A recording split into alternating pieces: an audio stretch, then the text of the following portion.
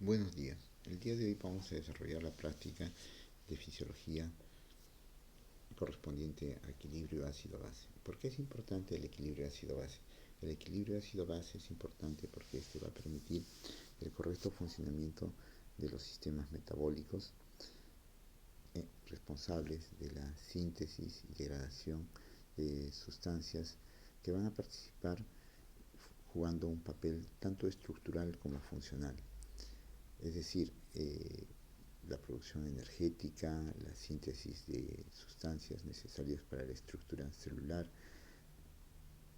la eliminación de sustancias de desecho, eh, la eliminación de sustancias exógenas como fármacos, va a depender del pH. Una alteración en el pH va a conllevar, va a tener como consecuencias una falla de múltiples órganos y sistemas, trayendo finalmente un colapso de toda la fisiología. Por eso es muy importante identificar los cambios y sus causas y poder predecir e evitar las consecuencias de estas alteraciones. Para esto vamos a realizar algunas actividades que van a ejemplificar o van a representar de forma muy clara cómo alteraciones tanto de origen metabólico como respiratorias van a producir alteraciones en el equilibrio ácido-base. Tenemos que lograr identificarlas porque esto es muy complejo si uno no tiene en cuenta los parámetros adecuados y su interpretación correcta. El primer estado que vamos a ver es el de hiperventilación. El estado de hiperventilación es un estado en el cual eh, vamos a tomar aire en una cantidad superior a la normal. Si normalmente nosotros inhalamos y exhalamos un volumen tidal de 500 aproximadamente, este se distribuirá en un volumen que se queda en el espacio muerto de 150 y un volumen alveolar de 350, con una proporción de 30% no más en el espacio muerto y un volumen alveolar del 70%. Si hubiera un incremento de este espacio muerto, habría un acúmulo del CO2, y si por el contrario la proporción del volumen alveolar fuera muy elevada, ¿no? Se eliminaría demasiado CO2, ¿no? Porque este volumen alveolar es el que va a entrar en equilibrio con respecto a sus concentraciones de gases con los gases arteriales o sanguíneos. Este volumen de aire alveolar es el encargado de crear el gradiente de concentraciones alveolo-capilar. Una ventilación demasiado elevada en frecuencia o en volumen va a traer como consecuencia una elevación en la eliminación de CO2. Ello entonces nos podrá hacer entender de que va a haber cambios en el pH. Por ello es que tenemos que saber los valores normales del pH y también para el CO2, sus rangos de normalidad. Tenemos que poder identificar estados de alteraciones del pH como consecuencia de esto, es decir, la alcalosis respiratoria y cuáles son sus causas. Poder identificar cómo se presenta o de qué está acompañado estos cambios bioquímicos en la gasometría, ¿no? Estos cambios de CO2, de pH, de bicarbonato, ¿no? ¿Qué patrón respiratorio podría acompañar a esto en comparación a un patrón normal? Para esto vamos a utilizar un sensor de flujo y volumen, ¿no? Que nos va a permitir evaluar los volúmenes ventilatorios y la frecuencia respiratoria mostradas en un osciloscopio, ¿no?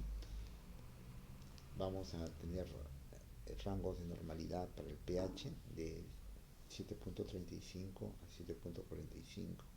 Valores por debajo de esto nos van a indicar un estado de acidosis, es decir, una acumulación de hidrogeniones, y una elevación o valores por encima de 7.45 nos van a indicar una caída en la concentración de hidrogeniones. Esto va a representar un estado de alcalosis.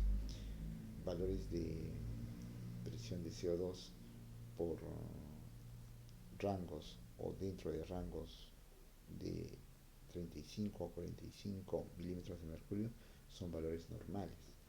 Este CO2, recordemos que viene producto del metabolismo celular, de los carbohidratos, de los ácidos grasos y de los aminoácidos, pero principalmente en un metabolismo aeróbico se da a expensas en un estado de nutrición o de alimentación adecuada. Inicialmente la mayor cantidad de CO2 proviene de la combustión de carbohidratos. Una parte vendrá de los ácidos grasos y una pequeña porción de los aminoácidos. Cuando los pacientes entran en estado de inanición, es que entran a consumir los ácidos grasos y posteriormente, finalmente, recién se consumen los aminoácidos. Entonces, la cantidad de CO2 va a depender de la calidad de combustible, es decir, del tipo de moléculas que se está utilizando para producir energía y de la cantidad. Entonces, estados de hipermetabolismo, donde se consuma bastante moléculas de carbohidratos, va a producir un estado de sobreproducción de CO2, que también va a demandar una mayor función respiratoria. Pero esto lo vamos a ver después. Por ahora vamos a ver cómo un estado en el cual hay un estado de hiperventilación va a producir un exceso en la eliminación de CO2. Esto se da en la alcalosis respiratoria.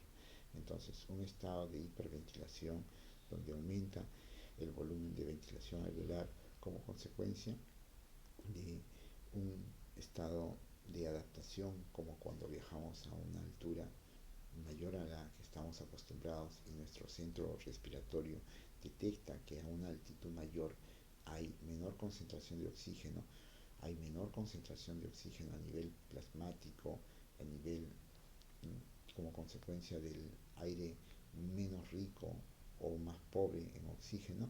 Entonces ventilamos con mayor profundidad y esta mayor ventilación va a hacer que eliminemos más CO2. Como consecuencia va a traer una caída en el CO2 plasmático, una caída en la concentración de hidrogeniones, y esta caída en la concentración de hidrogeniones va a ocasionar una elevación del pH, un estado de alcalosis. Entonces, una caída en la concentración de hidrogeniones va a representar una elevación en el pH. ¿Por qué? Porque recordemos que el pH es una expresión del logaritmo negativo de la concentración de hidrogeniones. Este pH, que nos va a indicar la concentración de hidrogeniones, entonces va a ser un parámetro muy importante para valorar qué cantidad o cómo se está eliminando el CO2. Si asociado a esto encontramos valores bajos de CO2.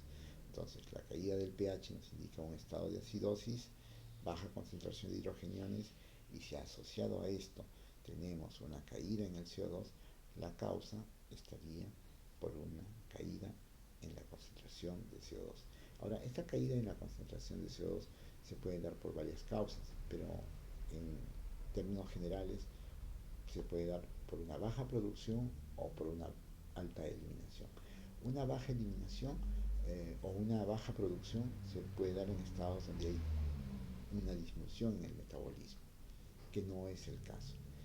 También se puede dar por una alta tasa de eliminación o un incremento en su eliminación, que este es el caso, en el cual hay un estado de hiperventilación.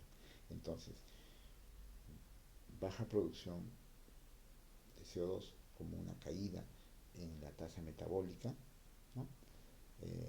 Por ejemplo, hipotiroidismo, ¿no? Un hipotiroidismo severo podría traer una disminución en la producción de CO2, una caída en el consumo de oxígeno y una caída en la producción de CO2, ¿no? Se va a producir menos ATP, menos calorías, menos producto ¿no? terminal, que en este caso viene a ser el CO2, y como consecuencia, al caer el CO2, entonces también podría ocasionar teóricamente cambios en el pH, pero no se da muy fácilmente.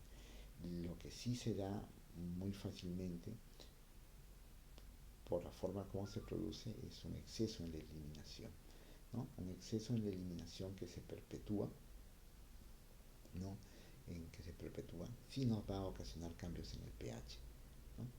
Muy fácilmente, ¿no? Y si no se corrige a tiempo esto, van a entrar en juego mecanismos de compensación, como son los mecanismos de regulación renal, ¿no?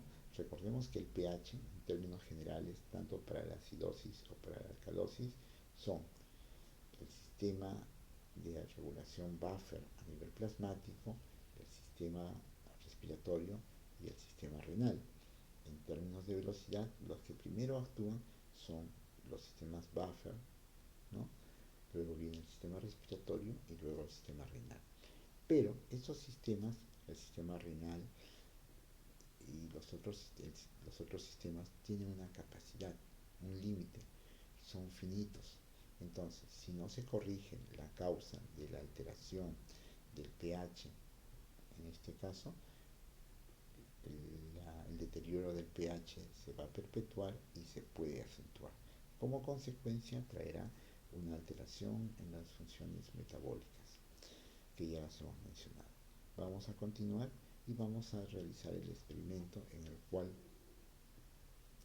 vamos a utilizar una cámara de simulación pulmonar, un medidor de pH plasmático, un osciloscopio en el cual vamos a poder ver el resultado de lo que va a censar o de lo que van a registrar nuestros sensores de flujo, volumen, ¿no? Frecuencia respiratoria, ¿no? En una pantalla para poder identificar el patrón de hiperventilación en comparación con un patrón normal, tanto en frecuencia como en volúmenes respiratorios. Y vamos a tener dos patrones, un patrón de ventilación normal y un patrón de hiperventilación. Vamos a utilizar para esto nuestro simulador en el cual vamos a tener nuestros pulmones con sus capilares representando a las unidades alveolo-capilares, ¿no? También vamos a tener una representación de los bronquios, de la tráquea, que se van a comunicar con el exterior, de donde se va a tomar el oxígeno al 21% y se va a eliminar el CO2 que se acumule a nivel plasmático, y que se va a entrar en equilibrio con la presión de CO2 alveolar, aproximadamente a una presión de 40 milímetros de mercurio. Vamos a tener un analizador de gases en la parte superior izquierda, donde vamos a ver el valor del pH. Vamos a tener una pantalla de osciloscopio en la parte superior derecha, donde vamos a ver los resultados que registren o tomen nuestros sensores, tanto de volumen y de frecuencia respiratoria. En la parte por debajo de este osciloscopio vamos a tener una pantalla que nos va a mostrar los resultados de análisis de gases, de CO2, y también la botonera para elegir una respiración normal o de hiperventilación. Y en la parte inferior vamos a tener una tabla de registro de datos.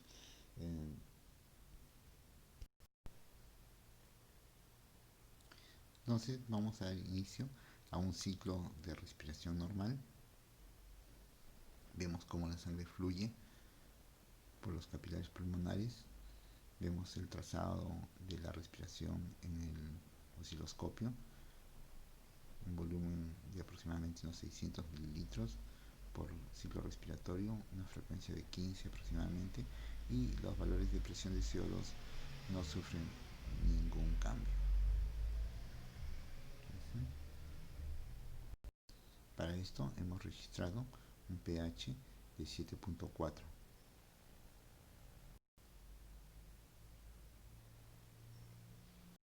En esta segunda parte del experimento vamos a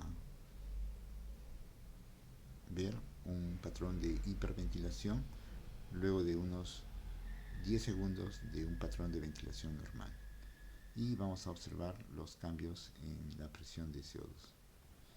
Damos inicio a un patrón de ventilación normal y ahora un patrón de hiperventilación. Vemos los incrementos en el volumen de ventilación, ¿no? Y comenzamos a observar cambios en la presión de CO2. Cómo disminuyen los niveles de CO2 a nivel plasmático.